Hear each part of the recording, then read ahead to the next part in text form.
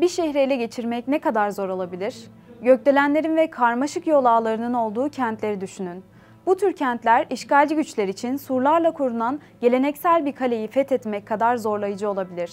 Özellikle de askeri güçlerinin yanında sivil halk da savunmaya yönelik hazırlıklıysa.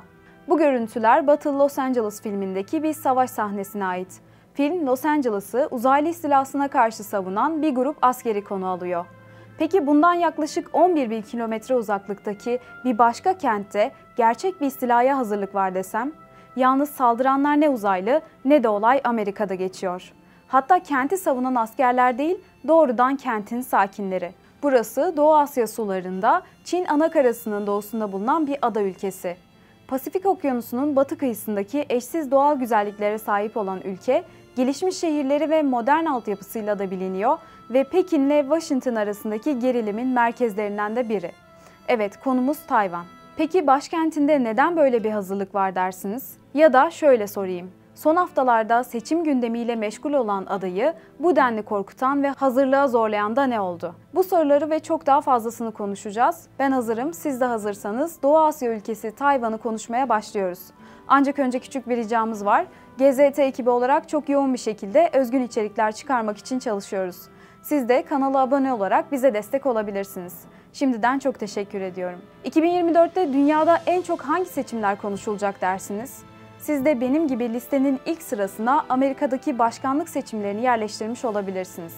Evet, bu seçimleri büyük bir dikkatle takip ediyoruz. Ancak bu yıl 50'den fazla ülkede halk seçimler için sandık başına gidiyor.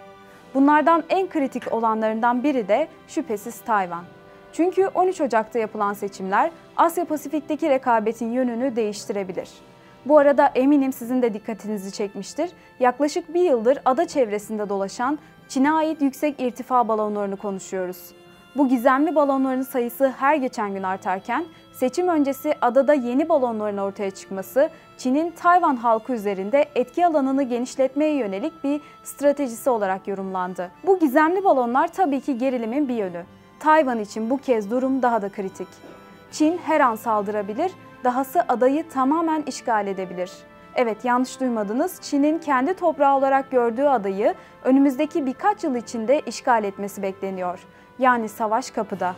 Hemen baştan söyleyelim, Tayvan kendi anayasası, demokratik yollarla seçilen vekilleri ve yaklaşık 300.000 askeri bulunan ordusuyla kendisini tamamen bağımsız bir ülke olarak görüyor. Ancak Tayvan'ın statüsü hakkında anlaşmazlık sürüyor. Bugün 13 ülke tarafından tanınan ada ülkesi, Pekin yönetimine göre yeniden kendi topraklarının parçası olacak ayrılıkçı bir bölge.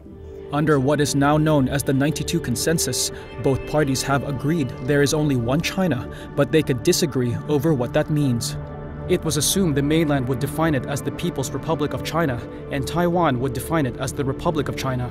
Çin, tek Çin ilkesi doğrultusunda Tayvan'ın dünya ülkeleriyle müstakil diplomatik ilişkiler kurmasına, Birleşmiş Milletler ve diğer uluslararası kuruluşlarda temsil edilmesine karşı çıkıyor. Taiwan is an inalienable part of the People's Republic of China. China is opposed to any form of official interaction between Taiwan and other countries with diplomatic links to China. Tayvan'ın bağımsız bir devlet olarak varlığını sürdürme çabaları ve Çin'in Tayvan'ı kendi toprağı olarak görmesi nedeniyle süregelen bu gerilim ise 1949'a dayanıyor. O tarihlerde Çin'de yaşanan iç savaşı Çin komünistleri Marksist görüşleriyle öne çıkan Mao Zedong'un önderliğinde kazandı ve Çin Halk Cumhuriyeti'ni ilan etti. Ardından Çin Komünist Partisi'nin baskıları sonucu Chiang Kai-shek ve lideri olduğu Kuomintang hükümetinin yaklaşık 1,5 milyon destekçisi 1949'da ada ülkesine kaçtı ve burada ikinci Çin'i yani Tayvan'ı kurdu. Peki Tayvan nasıl oldu da kısa sürede Asya'nın 8. dünyanın 18. büyük ekonomisi haline geldi? Bunda elbette Asya Pasifik'te Çin'i izole etmeye çalışan Amerika'nın önemli bir rolü bulunuyor. Büyük ihtimalle bu videoyu izlediğiniz bilgisayardaki ya da akıllı telefonunuzdaki çip de Tayvan'da üretildi. Dünyanın en büyük çip üreticisi TSMC Tayvan'da bulunuyor. Taipei, Washington'dan aldığı desteklerle hızla dünyanın en büyük çip üretim merkezi haline geldi. Belki şaşırtıcı gelebilir, ancak gelişmiş teknoloji sektörü ve yüksek verimlilik seviyeleri sayesinde Tayvan'ın kişi başına düşen milli geliri bugün dünyanın en büyük ikinci ekonomisi olan Çin'den bile daha yüksek. Diğer yandan Tayvan küresel jeopolitikte önemli bir oyuncu. Tayvan Boğazı dünyanın en yoğun nakliye yollarından biri. Bugün bölgedeki herhangi bir çatışma, kritik dijital tedarik zincirlerini ve Güney Çin Denizi ve Tayvan Boğazı'ndan geçen küresel deniz ticaretinin yaklaşık %60'ını etkileyebilir. Tayvanlıların çoğu Çin'le birleşmeye karşı, ancak Çin'i kışkırtmamak adına mevcut durumu korumaktan yana. Bugün Tayvan'da halkın yalnızca %3'ü kendilerini öncelikle Çinli olarak görüyor. Çoğunluk kendini Tayvanlı olarak tanımlıyor. Bu noktada Tayvan'da kimliğin siyasetle doğrudan bağlantılı olduğunu da söyleyebiliriz. Örneğin kendilerini Tayvanlı olarak görenlerin çoğunluğu bu bağımsızlığı destekleyen Demokratik İleri Parti ile aynı safta yer alıyor. Tayvan, Çin'in baskılarına rağmen ülkenin geleceğine 23 milyonluk nüfusun karar vermesi gerektiğini savunuyor.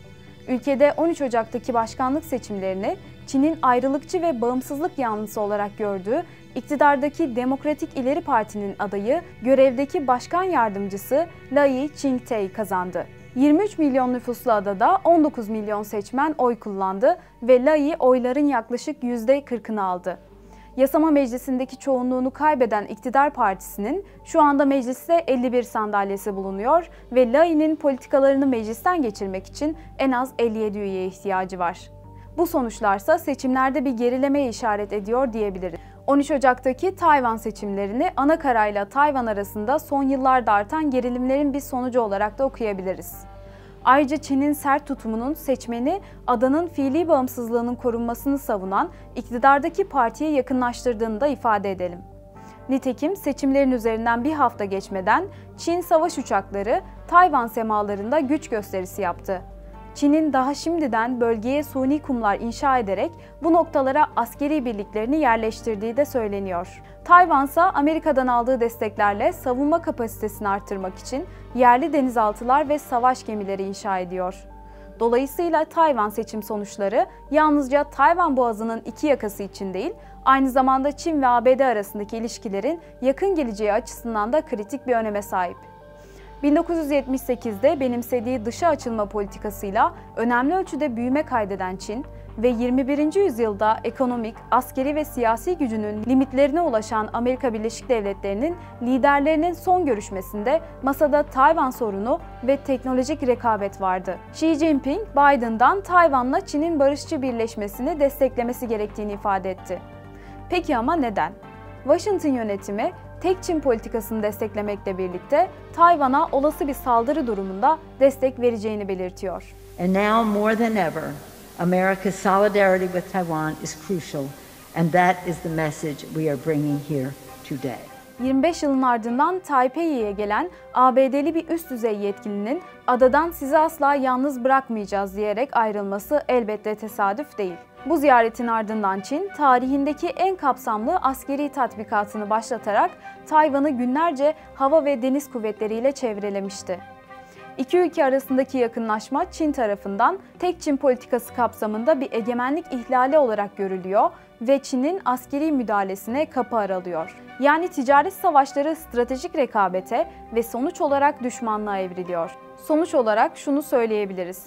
Artan diplomatik temaslar ve Tayvan'ın Amerika'dan silah alımı Asya devi Çin'i alarma geçiriyor.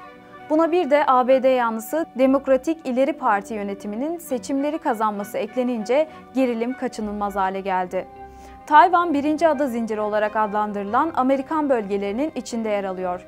Uzmanlara göre bu bölgenin Çin tarafından ele geçirilmesi ABD'nin uzak askeri üslerini tehdit edebilir. Buna karşılık ABD, Çin'e karşı yeni önlemler alma peşinde. Yaşanan son gelişmeler, Washington'ın Tayvan krizini büyüterek Çin etkisini kırmayı planladığını gösteriyor. Dışişleri Bakanı Blinken, Lai Ching-te'yi zaferinden dolayı tebrik etti. Ancak ABD Başkanı Joe Biden, Tayvan'ın bağımsızlığını desteklemediklerini vurguladı.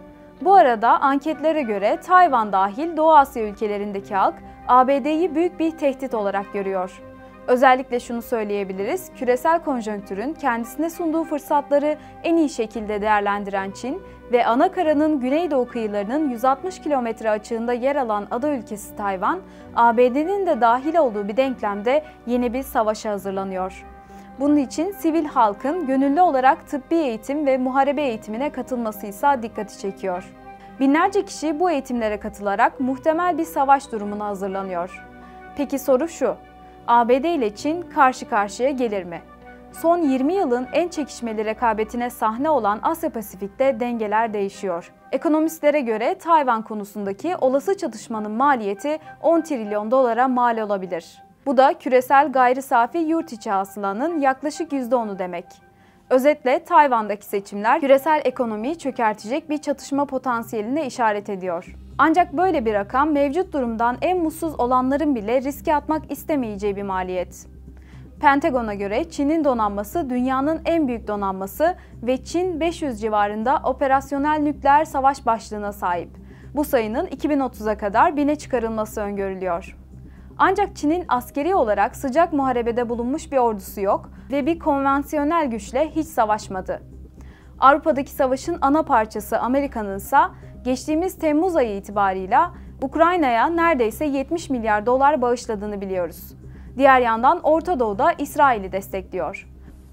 Can America, can the West afford another war at this time? I think the answer is absolutely. America can certainly afford. Buna bir de Tayvan'ı eklemesi ve 3 farklı bölgede savaş yönetebilmesi çok zor görülüyor. Dolayısıyla Washington yeni bir cephe açmak istemeyecektir. Ayrıca seçim sonuçları Amerikan yanlısı Demokratik İlerleme Partisi'nin etkisinin de azaldığını gösteriyor. Buna bağlı olarak da Tayvan'da Çin'le iyi ilişkiler kurulması eğilimi güçlendi denilebilir. Peki Tayvan'a olası bir istila durumunda ne olur dersiniz?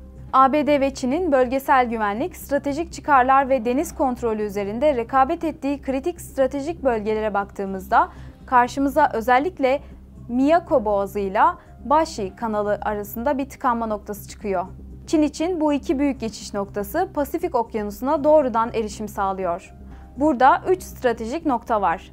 Yonaguni Boğazı, Tayvan Boğazı ve Bashi Kanalı. Bunlardan Bashi Kanalı, Tayvan'la Filipinler arasında yer alan ve hem Çin hem de ABD için kritik bir nokta olarak kabul edilen bir deniz yolu. Bu nokta her an operasyonlar için hayati bir yer haline gelebilir. Ayrıca Amerika, Tayvan savunmasını Filipinler ve Japonya'daki önceden konumlandırılmış üsleri üzerinden destekleyebilir. Filipinler başlığı önemli çünkü Çin'in saldırması durumunda Filipinler ABD savunma planında büyük bir rol oynayacaktır. Peki sizin Tayvan istilasına dair tahminleriniz neler? Asya-Pasifik'teki potansiyel bir savaşa Amerika dahil olur mu? Yorum yapan herkese içeriğin editörü olarak cevap vermeye çalışacağım. İzlediğiniz için teşekkür ederim.